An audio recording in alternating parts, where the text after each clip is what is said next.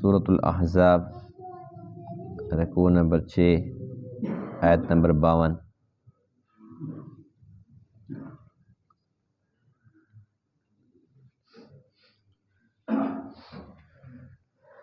اعوذ باللہ من الشیطان الرجیم،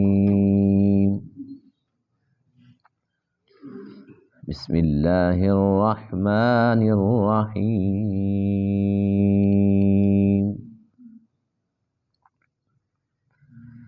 یا ایہا الذین آمنوا لا تدخلوا بیوت النبی الا ان یؤذن لکم الى طعام غیر ناظرین اناہ ولكن إذا دعيتم فادخلوا فإذا طعمتم فانتشروا ولا مستأنسين لحديث إن ذلكم كان يؤذي النبي فيستحيي منكم والله لا يستحيي من الحق وَإِذَا سَأَلْتُمُوهُنَّ مَتَاعًا فَاسْأَلُوهُنَّ مِنْ وَرَاءِ حِجَابٍ ذَلِكُمْ أَطْهَرُ لِقُلُوبِكُمْ وَقُلُوبِهِنَّ وَمَا كَانَ لَكُمْ أَن تُؤْذُوا رَسُولَ اللَّهِ وَلَا أَن تَنكِحُوا أَزْوَاجَهُ مِن بَعْدِهِ أَبَدًا إِنَّ ذَلِكُمْ كَانَ عِندَ اللَّهِ عَظِيمًا۔ صدق اللہ العظیم۔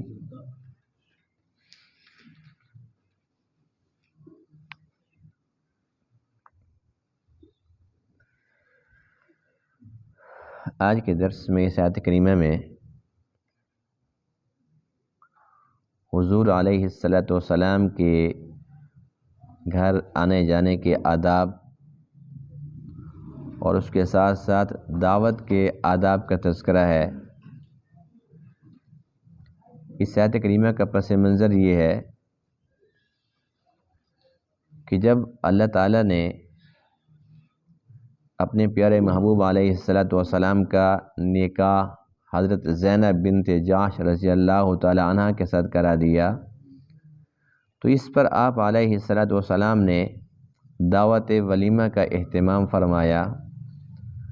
تو اس دعوت کے اندر جو آئے دعوت ختم ہو چکی، لیکن کچھ 3 یا 2 وہ آ کر بیٹھے رہے، باتیں کرتے رہے اور ان کی باتیں لمبی ہو گئی۔ حضور علیہ السلام کو یہ بات ناگوار گزری۔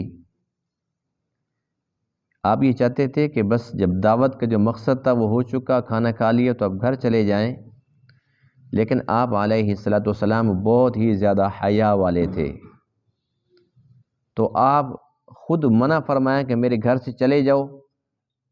یہ بات چونکہ حیا کے خلاف تھی تو آپ خود اٹھ کے گھر سے چلے گئے کہ جب میں چلے جاؤں گا پھر تو خود بھی اٹھ کے چلے جائیں گے، لیکن جب آپ واپس تشریف لاتے ہیں تو ابھی تک پھر وہ بیٹھے ہوئے تھے۔ تو اللہ فرماتے ہیں کہ میرا نبی تو حیا کرتا ہے، لیکن حق بات سے میں تو حیا نہیں کرتا۔ میرا حکم ہے کہ اس چیز کی اجازت نہیں ہے، جس عمل سے میرے نبی کو تکلیف پہنچے اس عمل کی کسی کو بھی اجازت نہیں ہے۔ ایک تو یہ حکم ہو گیا، دوسرا یہ کہ چونکہ کمرہ تھا چھوٹا سا، اس وقت کوئی ایسی سہولیات تو تھی نہیں کہ جو مہمان ہیں ان کو بیٹھک میں بٹھا دو، ہال کمرے کے اندر اس کو بٹھا دو، یہ نہیں کہ چھوٹا سا تو ایک کمرہ تھا، اسی ایک کمرے کے اندر، اسی ایک حجرہ کے اندر حضرت زینب رضی اللہ تعالی عنہ جو آپ علیہ السلام کے نکاح میں آئی تھی اسی کمرے کے اندر تھی۔ اب وہ دیوار کے ساتھ ادھر منہ کر کے، دیوار کی طرف منہ کر کے اور سب کی طرف پیٹ کر کے بیٹھی ہوئی تھی۔ ابھی تک پردے کے احکام تو نہیں اترے تھے، لیکن پھر بھی تنگی تو تھی، تو اب وہ اپنی تکلیف کے اندر بیچاری بیٹھی تھی، تو اس بات پر اللہ تعالیٰ نے پھر پردے کا حکم بھی اتار دیا کہ اب یہ ہے کہ کوئی اسی طریقے سے کسی کے گھر میں چلا جائے، آ کر بیٹھا رہے اور گھر والے بھی وہیں پر ہوں، اس کی بھی اجازت نہیں ہے۔ اور فرمایا کہ آج کے بعد اگر کسی نے ازواج مطہرات سے کوئی چیز مانگنی بھی ہو، ضرورت کی چیز ہوتی ہے، کوئی مانگنے کے لیے بھی آ جاتے ہیں، اس کی ضرورت پیش آ جائے، تو فرمایا پردے کے پیچھے سے بات کرنی ہے، اس کی اجازت نہیں ہے۔ جیسے کہ پہلے پردہ نہیں تھا تو آ جاتے تھے اور آ کر بات چیت کر لیتے تھے، اللہ تعالیٰ نے اس کو منع فرما دیا۔ پھر اللہ فرماتے ہیں کہ میرے نبی کے وصال کے بعد بھی جو ازواج مطہرات ہیں، میرے نبی کی جو بیویاں ہیں، ان کے ساتھ کبھی بھی کسی کو بھی نکاح کی اجازت نہیں ہے، اس لیے کہ اس چیز سے بھی اللہ کے نبی کو تکلیف پہنچ سکتی ہے، اور ہر وہ عمل جس سے اللہ کے نبی کو تکلیف پہنچے اللہ تعالیٰ کو ہرگز پسند بھی نہیں ہے، برداشت بھی نہیں ہے۔ اسی وجہ سے یعنی جتنے بھی احکام ہیں آج کے درس کے اندر، یوں سمجھ لیں کہ یہ نبی کا ادب اللہ تعالیٰ سکھا رہا ہے۔ اور اس کے ساتھ ساتھ پہلے بھی میں عرض کرتا رہتا ہوں کہ قرآن مقدس کا کوئی بھی حکم ہوتا ہے، اگرچہ وہ ایک خاص واقعے کے لیے اترا ہو قرآن کا وہ حصہ، لیکن اس کا حکم عام ہوتا ہے، قیامت تک آنے والے تمام مسلمان بھی ان قوانین کے پابند ہیں۔ یہ نہیں ہے کہ اللہ کے نبی کو تکلیف ہو رہی تھی، وہ وہاں پر بیٹھے رہے، باتیں کرتے رہے، تو صرف یہ انہی کے لیے تھا۔ اب بھی اگر کوئی بندہ کسی کی دعوت کرتا ہے تو دعوت کے آداب کو ملحوظ خاطر رکھنا چاہیے۔ یہ نہیں کہ میزبان پریشان ہو رہا ہے، تنگ ہو رہا ہے کہ کھانے کے لیے بلا تو بیٹھا ہوں، یہ تو میرے سر ہی ہو گیا، اب رات کے 11 بج گیا، 12 بج گیا، ہمیں نیند آ رہی ہے، بچوں نے سونا ہے، یہ تو ہل ہی نہیں رہے، بیٹھے ہوئے سکون سے۔ تو یہ آداب قیامت تک کے لیے ہیں، سب کے لیے ہیں، یہ حکم جو ہے وہ عام ہے۔ یا ایھا الذین آمنوا، اے ایمان والو، لا تدخلوا بیوت النبی، تم نبی کے گھروں میں داخل نہ ہوا کرو، الا ان یؤذن لکم، مگر یہ کہ تمہیں اجازت دی جائے، بلایا جائے تمہیں، الی طعام، کھانے کی طرف، غیر ناظرین اناہ، نہ ہوں کھانے پکنے کا انتظار کرنے والے، کیونکہ اسی ایک کمرے کے اندر کھانا بنتا تھا نا، تو اب کھانا بھی وہیں پر بن رہا ہے ان کے لیے، مہمانوں کے لیے، گھر والے بھی وہیں پر ہیں، اور یہ گھنٹہ پہلے آ کر بیٹھ جائیں تو دقت تو ہونی ہے۔ لیکن اب چونکہ معاملات مختلف ہیں، جہاں پر یعنی کہ میزبان اگر سمجھتا ہے کہ جی کھانے سے پہلے آپ آئیں اور گھنٹہ دو بعد میں باتیں بھی کریں، تو بچوں کا کمرہ الگ ہے، ہمارا الگ ہے، مہمان خانہ الگ ہے، بیٹھک کے اندر مرد بیٹھے ہوئے ہیں، کوئی دقت نہیں ہے، پریشانی نہیں ہے، تو میزبان جو چاہے، جس کے اندر میزبان کو تنگی اور تکلیف نہ ہو، وہ عمل کرنے کی اجازت ہے۔ آج کل ایسا بھی تو ہوتا ہے نا کہ آج کل ٹائم کے ٹائم جو تو دیکھو جی اب ان کا اندازہ لگاؤ، کوئی ہے کوئی محبت والی بات، کوئی ملاقات والی بات ہے؟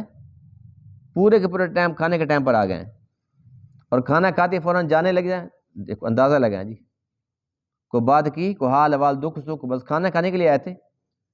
یعنی کہ میزبان کو دیکھا جائے گا کہ میزبان کیا تقاضا کرتا ہے، اس نے جو کھانے کا اہتمام کیا ہے گپ شپ کے لیے کیا ہے، یا کوئی سر پہ کوئی چٹی تھی وہ بھگتا رہا تھا، خوشی سے دعوت کی ہے، تنگی سے کی ہے، میزبان جو چاہ رہا ہے اس کی چاہت کے مطابق جو مہمان ہے وہ عمل کریں گے۔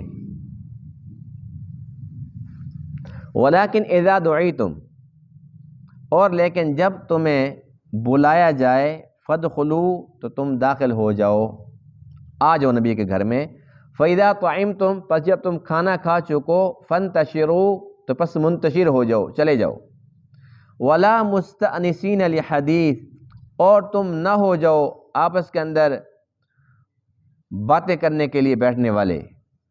یہ باتیں کرنی ہے گھروں میں جا کے کرو، باہر جا کے کرو، یہاں تم بیٹھ کر باتیں نہ کرو۔ ان ذالکم کان یؤذی النبی، بے شک تمہاری یہ بات نبی کو تکلیف پہنچاتی ہے، فیستحیی منکم، پس وہ تم سے حیا کرتا ہے، واللہ لا یستحیی من الحق، اور اللہ تعالیٰ حق بیان کرنے سے حیا نہیں فرماتا۔ وَإِذَا سَأَلْتُمُوهُنَّ مَتَاعًا، اور جب تم مانگو ازواج مطہرات سے کوئی بھی سامان، فَاسْأَلُوهُنَّ، تو تم ان سے مانگو، مِن وَرَاءِ حجاب، حجاب کے پیچھے سے، پردے کے پیچھے سے مانگو، ذالکم اطہر لقلوبکم، یہ بات زیادہ پاکیزگی والی ہے تمہارے دلوں کے لیے بھی، وقلوبہن، اور ان ازواج مطہرات کے دلوں کے لیے بھی۔ وما کان لکم، اور تمہیں اس بات کی بھی اجازت نہیں ہے، ان تؤذوا رسول اللہ، کہ تم اللہ کے رسول کو تکلیف پہنچاؤ، ولا ان تنکحوا ازواجہ، اور اس بات کی بھی اجازت نہیں ہے کہ تم نکاح کرو نبی کی بیویوں سے، من بعدہ، نبی کے بعد، ابدا، کبھی بھی، ان ذالکم کان عند اللہ عظیما، بے شک یہ بات اللہ کے ہاں بہت بڑی ہے۔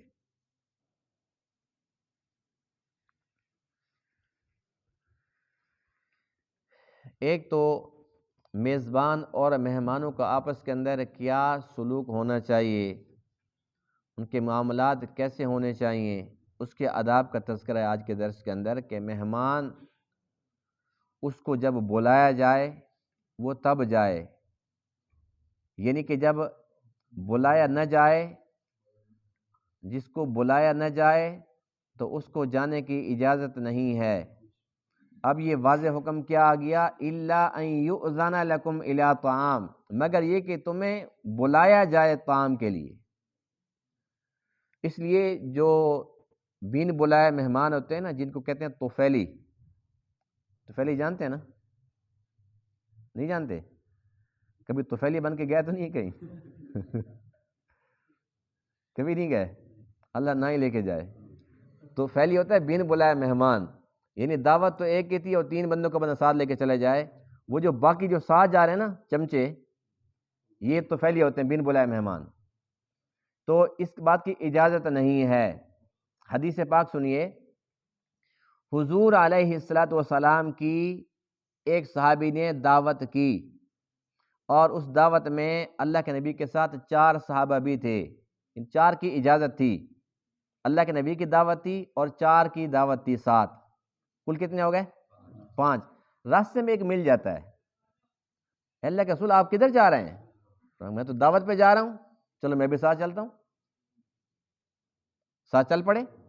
اب اللہ کے نبی کیسے فرمایا بھائی تو چلا جا، بھائی تو کیوں آ رہا ہے ہمارے ساتھ؟ آپ کو پتہ ہے اللہ کے نبی تو بہت زیادہ حیا والے تھے۔ اب ہوا یہ کہ وہ چلا گیا ساتھ، جب میزبان کے دروازے پر پہنچے، اللہ کے نبی نے اس میزبان کو بلایا اور فرمایا کہ میں اور یہ 4 تیرے مہمان ہیں، یہ بن بلایا مہمان ہے 5واں، ہم اس کو لے کر نہیں آئے، یہ اپنی مرضی کے ساتھ آیا ہے، اگر تو کھانا زیادہ ہے، آپ کا دل چاہتا ہے، اجازت دیں گے تو ہم اس کو اندر گھر کے لے کے آئیں گے، اگر آپ کی اجازت نہیں ہے تو ابھی ہم اس کو یہیں سے رخصت کر دیں گے۔ یہ کس کا طرز عمل ہے؟ اللہ کے نبی پاک۔ یعنی اللہ کے نبی کو کوئی منع کر سکتا تھا؟ ایک نہیں 2 10 بھی آ جاتے، لیکن اللہ کے نبی نے امت کو تعلیم دی ہے کہ طفیلی نہ بنا کرو، بن بلایا کسی کے گھر میں نہ گھس جایا کرو، کوئی بلائے دعوت کرے پھر جایا کرو۔ دعوت ہوتی ہے ایک کی، کارڈ آتے جی ایک کی دعوت ہے تو چلو جی بچے کو ساتھ لے کے چلے گئے، 2 کو بلاتے ہیں تو 4 کو لے کے چلے گئے، گھر میں کوئی نہیں جاتا تو چلو کسی دوست کو، آ جا یار تو میرے ساتھ چل، میں جا رہا ہوں ولیمے میں۔ اچھا وہ بھی تو پھیلی پھر رہے ہوتے ہیں، ایسے مفت خورے نا، وہ پھر رہے ہوتے ہیں، کہتے چلو چلتے ہیں جی، پتہ نہیں ہوتا بھی دعوت کس کی ہے، کس کی شادی ہے، یعنی کہ ایسے بے شرم ہوتے ہیں کہ وہاں جا کر سکون سے کھانے کھا رہے ہوتے، ڈکارے مار رہے ہوتے ہیں، نہ کوئی جان نہ پہچان، میں تیرا مہمان زبردستی۔ تو اللہ کے نبی ایک صحابی کو، صحابی ادنا درجے کے، اللہ کے نبی کتنے شان والے ہیں، اللہ کے نبی پوچھ رہے ہیں بھئی تیری اجازت ہے؟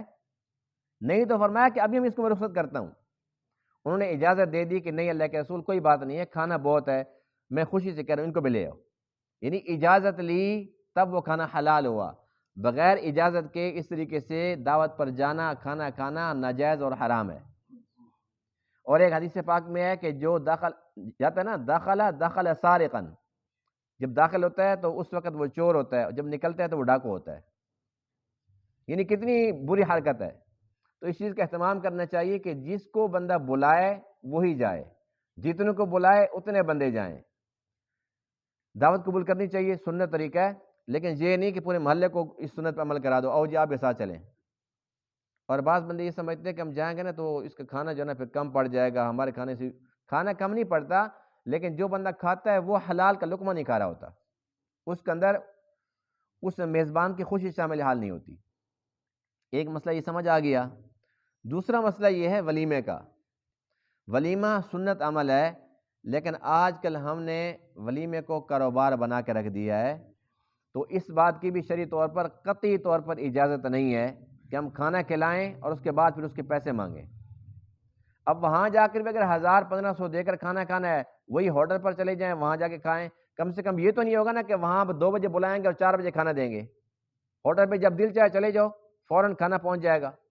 12 بجے جاؤ، 1 بجے جاؤ، 1:30 بجے، وقت بھی بچے گا اور انہی پیسوں سے اپنی مرضی کا کھانا بھی ہوگا۔ تو کیا ضرورت ہے وہاں جانا ہے اور جا کر پیسے دے کے کھانا کھانا ہے؟ اس چیز کا نام ولیمہ نہیں ہے، یہ ہوٹلنگ ہے۔ یہ بلا وجہ کا اپنے اوپر قرضہ چڑھانا ہے، اور اس کے اندر پھر قرضہ بھی ہے، اس میں سود بھی ہے، کئی قباحتیں ہیں۔ یعنی 500 دیا اب 1000 ملے گا، تو پیسے کے بدلے پیسہ اوپر جو اضافہ ہوتا ہے وہ ناجائز ہوتا ہے۔ ایک ہوتا ہے ضرورت مند قرضہ مانگتا ہے، ایک ہے ضرورت نہیں ہے لیکن وہ کہتا ہے کاپی پر لکھوائے چلے جاؤ، کوئی بات نہیں ہے، قرضے لے رہا ہے نا، پھر کاپی چیک کرے گا اس نے 1000 دیا تھا، میں نے اس کو 1200 دینا ہے، یعنی قرضہ لے رہے بلا ضرورت، یہ الگ ایک گناہ ہے۔ کتنی خرابی ہیں۔ ولیمہ کی روح کیا ہے؟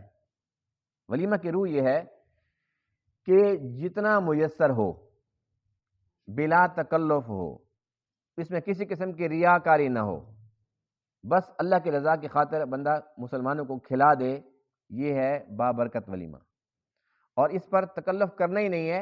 اور اللہ کے نبی پر قربان جائیے کہ ہر کام کے اندر طرز عمل موجود ہے۔ امی عائشہ رضی اللہ تعالیٰ عنہ کتنی لاڈلی اور پیاری بیوی تھی، جب رخصت ہو کے آئی، ولیمہ کیا تھا؟ گھر میں کچھ تھا ہی نہیں، کچھ بھی نہیں تھا۔ حضرت سعد رضی اللہ تعالیٰ عنہ نے ایک دودھ کا پیالہ بھیجا، اللہ کے نبی نے وہی صحابہ کو بلایا کہ تھوڑا تھوڑا پی لو، فرمایا کہ یہ میرے نکاح کا ولیمہ ہوگی، یہ ولیمہ تھا۔ حضرت صفیہ رضی اللہ تعالیٰ عنہ، یہ دوران سفر بتایا تھا نا میں نے کہ یہ خیبر میں ملی تھی، باندھی تھی، آپ نے ان کو آزاد فرمایا، اور ان کی جو آزادی تھی وہی ان کا حقمار ٹھہرا، نکاح فرما لیا۔ سفر کے دوران تھے، نکاح ہو گیا، اللہ کے نبی کے پاس کھجوریں اور ستو تھے۔ کیا چیز تھی؟ ستو اور کھجوریں۔ اللہ کے نبی نے اعلان فرمایا کہ جس کے پاس جو ہے وہ لے آئے۔ اب جس کے پاس جو تھا وہ لے آئے، چمڑے کے دسترخوان بچھا اور سب نے وہ سارا اکٹھا کر کے سب نے کھا لیا۔ اللہ کے نبی فرماتے ہیں کہ یہ میرے نکاح کا ولیمہ ہوگی، یعنی کہ یہ ولیمہ ہوتا ہے۔ جو سب سے بڑا ولیمہ تھا یہ وہ تھا جو آج کے درس میں ہے، ہماری اماں زینب بنت جحش رضی اللہ تعالیٰ عنہ کا، جس میں باقاعدہ طور پر اللہ کے نبی نے ایک بکری ذبح فرمائی اور روٹی بنائی، روٹی اور سالن، گوشت کا سالن تھا، اور اس کے اندر ایک اور اضافہ کیا ہوا کہ ام سلیم رضی اللہ تعالیٰ عنہ انہوں نے ایک حلوہ تیار کیا اور وہ حلوہ بھی ساتھ بھیج دیا کہ اللہ کے نبی یہ تحفہ قبول فرما لیں۔ یعنی یوں سمجھ لیں کہ گوشت اور روٹی اور ساتھ حلوہ، تو اگر کوئی اچھا ولیمہ کرنا چاہتے تو اس کے اندر یہ چیزیں کر لے، وہ ہو گیا پورا۔ یعنی کہ گوشت کا سالن ہونا چاہیے، ساتھ روٹی ہو اور ساتھ حلوہ ہو، تو یہ بہترین ولیمہ ہے جو اللہ کے نبی نے تمام ازواج مطہرات میں سے سب سے بڑا ولیمہ فرمایا تھا۔ اب یہاں پر بھی کاپی والا بندہ نہیں بٹھایا تھا، اچھا ولیمہ تھا نا آج کے دور کے اندر بھی، یعنی کہ چھوٹا گوشت تھا، بہترین قسم کی بکری تھی، روٹی بھی ساتھ تھی، حلوہ بھی تھا، مکمل لوازمات، لیکن کاپی والا بندہ نہیں بٹھایا تھا کہ کسی صحابی کو بٹھاتے کہ جو آئے تو ان سے چندہ لیتے رہو، ایسا کوئی طرز عمل نہیں تھا۔ بلکہ مزے کی بات یہ تھی کہ حضرت انس کو اللہ کے نبی نے حکم ارشاد فرمایا، انس جاؤ اور فلاں فلاں کو بلا کر لے آؤ اور اس کے علاوہ جو تمہیں ملے، یعنی کچھ نام لیے کہ فلاں کو فلاں کے اور جو بھی ملے۔ حضرت انس کہتے ہیں جب مجھے اختیار دے دیا اللہ کے نبی نے، جو ملا میں نے کہا جو گلی کے اندر مجھے ملتا، اے اللہ کے نبی کا ولی میں جاؤ کھانا تیار ہے جاؤ۔ کہتے ہیں میں نے جو بیر آواز لگائی، جب واپس آیا تو دیکھا تو 300 بندے اکٹھے ہو گئے۔ کتنے ہی؟ آج کے دور کے اندر بھی جو 300 بندوں کو بلاتا ہے نا، تو پھر وہ کہتا ہے جی پتہ کتنے بندے تھے میرے، 300 بندے اکٹھے ہو گئے۔ حضرت انس ہو گئے پریشان کہ تو سارے پہنچ گئے، خود جو بلایا تھا۔ اب اللہ کے نبی فرماتے ہیں انس کو سب آ گئے؟ عرض کیا جی اللہ کے رسول سارے آ گئے ہیں۔ آپ نے حکم فرمایا تھا کہ اس کو بلاؤ اور جس کو دل چاہے، تو میں نے تو بس جو راستے میں ملا میں نے سب کو بلا لیا۔ فرمایا کوئی بات نہیں ہے، سب کو 10 کو بٹھاؤ۔ 10 کو بٹھایا اور کھانا شروع ہو گیا۔ حضرت انس کھانا دیتے رہے۔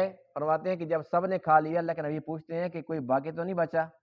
عرض کہ اللہ کے رسول سب نے کھا لیا۔ فرمایا کہ اب یہ برتن اٹھا کر گھر لے جاؤ۔ فرماتے ہیں جب میں نے اٹھایا تو مجھے لگتا تھا کہ اس میں سے کسی نے کھایا ہی نہیں ہے۔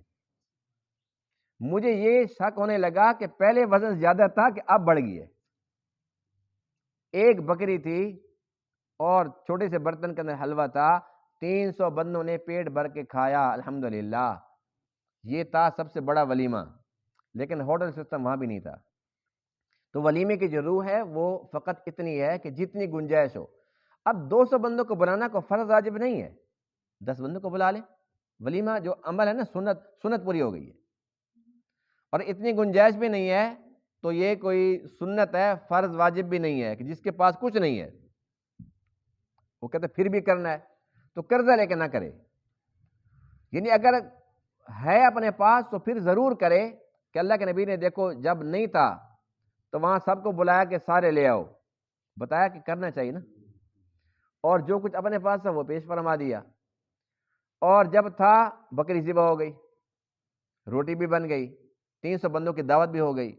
تو یہ طرز عمل ہے کہ جب ہو تو پھر انسان کو خرچ کرنا چاہیے، لیکن نہ ہو تو فرض واجب نہیں ہے، جتنی گنجائش ہے اتنا کرنا چاہیے۔ لیکن آج کل جو سسٹم ہوٹل والا ہے یہ بہت ہی غلط ہے، یہ بالکل ناجائز صورتیں ہیں۔ آج کل یہ ولیمہ شلیمہ ہے ہی نہیں، بس یہ یوں سمجھ لو کہ ایک قسم کی جو ہے نا ریاکاری کی ایک شکل ہے کہ اتنے بندوں کو بلائیں گے، اتنے کھانے دیں گے، اور اس کے بعد آج کل تو لوگ نا یہ کاروبار بھی ہے، وہ پہلے وہ اندازہ لگاتے ہیں اتنے بندوں کو بلا رہے ہیں، اتنے پیسے بھی دیں تو اتنا خرچہ ہوگا، اتنے پیسے اکٹھے ہو جائیں گے، یعنی پہلے سے وہ ساری کے سارے جمع تفریق پہلے سے انسان کر لیتا ہے۔ تو یہ ولیمہ کہاں سے ہو گیا؟ یہ بات ہوگی ولیمے کے متعلق۔ اب اگلی بات یہ ہے کہ کھانا کھانے کے بعد، اب ایک تو یہ ہے کہ کھانا کھانے سے پہلے آ کر انسان بیٹھ جائے انتظار میں، وہ بھی ٹھیک نہیں ہے، اور کھانا کھانے کے بعد پھر لمبی باتیں شروع کر دے، یہ بھی ٹھیک نہیں ہے۔ یعنی کہ موقع محل کے مناسبت سے انسان کو طرز عمل اپنانا چاہیے کہ میرے یہاں بیٹھنے سے اللہ نے عقل جو دی ہے اس کو استعمال کرے کہ میرے یہاں بیٹھنے سے یہ خوش ہوگا کہ میرے جانے سے خوش ہوگا، جلدی وہاں پہنچنے سے خوش ہوگا یا دیر سے پہنچنے سے خوش ہوگا۔ میزبان کی خوشی کو ملحوظ خاطر رکھنا چاہیے، اس پہ عمل کرنا چاہیے۔ اب اللہ کے نبی ایک چھوٹا سا حجرہ ہے، اس میں آ رہے ہیں جا رہے ہیں، لیکن وہ بیٹھے تھے باتیں کر رہے تھے، اللہ تعالیٰ کو یہ باتیں برداشت نہیں ہوئی۔ اللہ کے نبی تو حیا فرما رہے تھے، اور اللہ کے نبی اتنے حیا والے تھے، حضرت ابو سعید خدری رضی اللہ تعالیٰ فرماتے ہیں کہ ایک دوشیزہ لڑکی جتنی حیا کرتی ہے ہمارے نبی اس سے بھی زیادہ حیا کرتے تھے۔ یہاں تک کہ ایک شخص آیا اور زرد رنگ کے کپڑے پہنے ہوئے تھے، تو اللہ کے نبی کو نا اچھے نہیں لگے، لیکن کوئی بات نہیں فرمائی۔ جب وہ جانے لگا تو اللہ کے نبی نے صحابہ سے فرمایا کہ اس کو جا کے بتا دو کہ یہ کپڑے اچھے نہیں ہیں۔